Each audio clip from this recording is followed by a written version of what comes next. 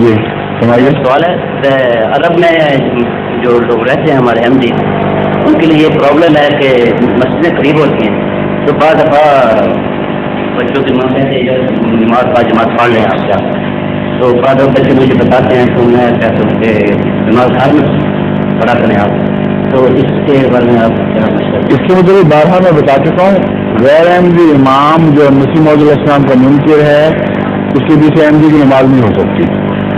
میں تو یہ بتاؤں گا, باقی آپ کے اپنے اپنے مسائل ہیں, آپ خود حل کریں ان کو. یہ قطعی بات ہے. اس کی وجہ یہ ہے خلاصتاً جو اس کا جواب یہ ہے کہ جو امام خدا نے مقرر کیا آپ اس کو مانتے ہیں, درست ہے. آپ مانتے ہیں کہ اللہ نے خود اس امام کو مقرر فرمایا.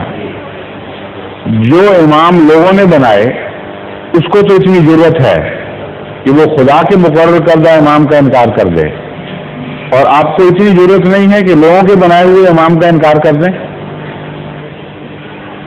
بڑا غیر متوازن فیصلہ ہے.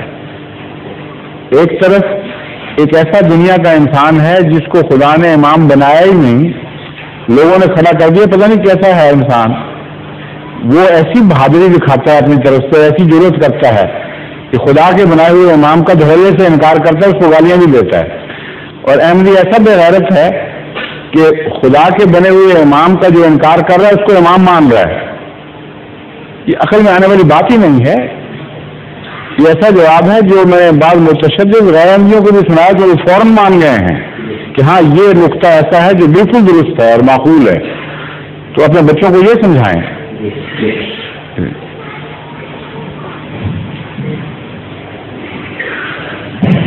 ظہور مہدی آخر زمان ہے,